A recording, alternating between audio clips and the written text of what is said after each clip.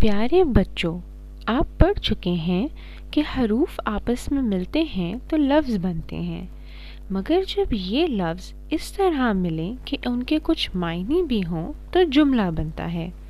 جیسے ہمیشہ سچ بولو، یہ 3 لفظ ہیں جو اس طرح آپس میں ملے ہیں کہ ان کے معنی بنتے ہیں، انہیں جملہ کہتے ہیں۔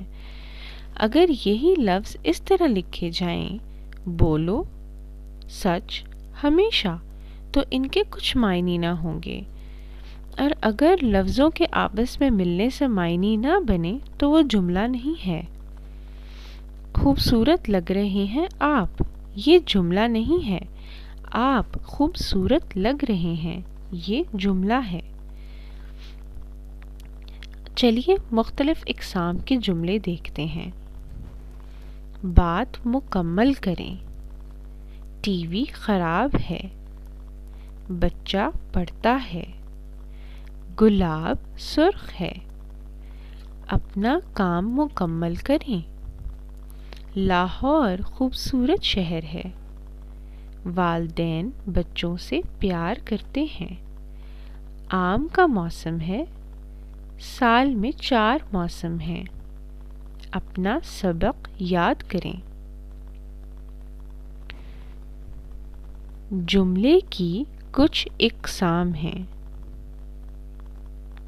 پہلا، مثبت جملہ، ایسا جملہ جس میں کسی کام کا کرنا یا ہونا پایا جائے، اسے مثبت جملہ کہتے ہیں۔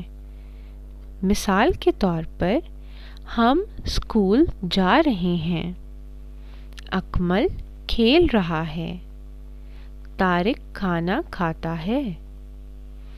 دوسری قسم ہے منفی جملہ، ایسا جملہ جس میں کسی کام کا نہ ہونا یا نہ کرنا پایا جائے، اسے منفی جملہ کہتے ہیں۔ ہم اسکول نہیں جا رہے ہیں، اکمل نہیں کھیل رہا ہے، طارق کھانا نہیں کھاتا۔ تیسری قسم ہے سوالیہ جملہ، جس جملے میں کوئی سوال پوچھا جائے، اسے سوالیہ جملہ کہتے ہیں۔ سوالیہ جملے کے آخر میں سوالیہ نشان لگایا جاتا ہے۔ مثال کے طور پر، کیا ہم اسکول جائیں گے؟ کیا کھانا پک گیا؟ کیا اسد پاس ہو گیا ہے؟